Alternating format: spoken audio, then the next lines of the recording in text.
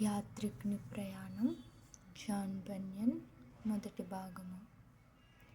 కానీ మనము ఇంకొకసారి ఆయుధశాలలోకి వెళ్ళుదము రమ్మని చెప్పి అక్కడికి వచ్చినప్పుడు మార్గమందు అతనికి ఏదైనాను సంభవించునేమో అని శిరస్సు మొదలుకొని పాదముల వరకు పరీక్షకు నిలిచిన కవచముతో అతని సన్నద్ధుని చేసిరి.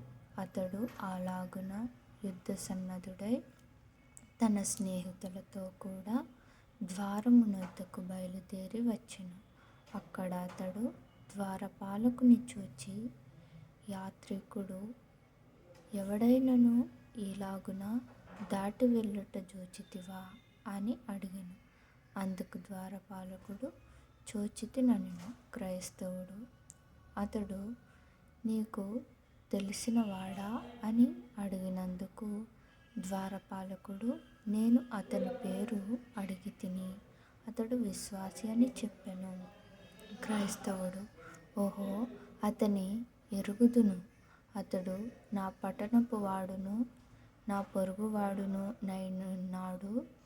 నేను పుట్టిన స్థలము నుండి అతడు బయలుదేరి వచ్చెను. అతడు ఎంత దూరముగా వెళ్ళియుండునని నీకు తోచును? ద్వారపాలకుడు, ఈ వేళకు అతడు కొండ దిగియుండవచ్చును.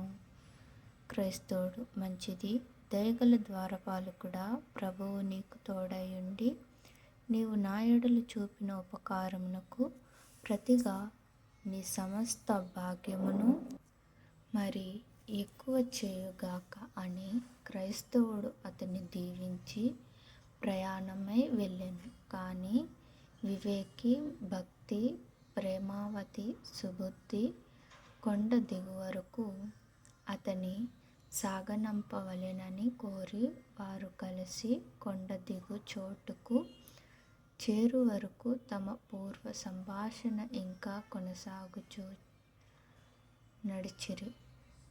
తరువాత క్రైస్తవుడు వారిని చూచి, ఈ కొండనెక్కుట ప్రయాసము నా దృష్టికి దిగుట అపాయమై ఉన్నట్టు కనబడుచున్నదనెను.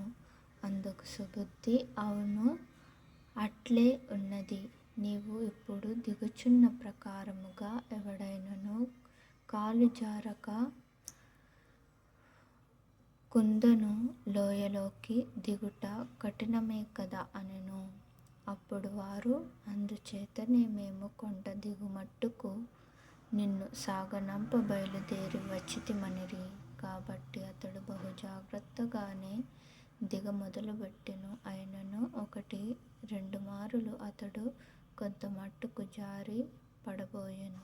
తరువాత నేను నా కలలో చూడగా క్రైస్తవుడు కొండ దిగువరకు చేరినప్పుడు ఆ మంచి చెలికత్తెలు 1 రొట్టెను, 1 బుడ్డి ద్రాక్షరసమును, ఎండిన ద్రాక్ష పండ్ల గెలను అతనికి ఇచ్చిరి.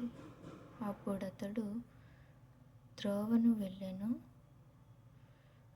కుందను లోయలో దీనుడైన క్రైస్తవునికి బహు ప్రయాసము కలిగెను. అతడు కొంత దూరమే వెళ్ళినంతలో అపవిత్రమైన దెయ్యము తనకు ఎదురుపడుటకు పొలము నుండి అడ్డుగా రాజోచెను. దాని పేరు అపోల్యోను.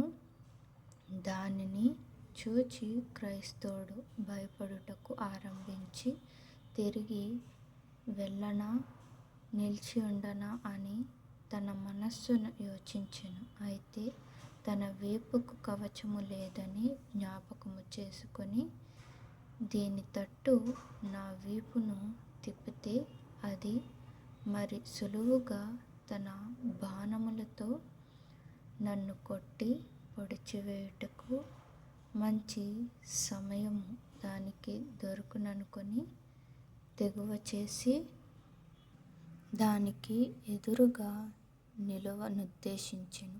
అతడు ప్రాణరక్షణ మాత్రమే తన గురియయున్నప్పటికీ నిల్చుటయే మేలనుకొనెను.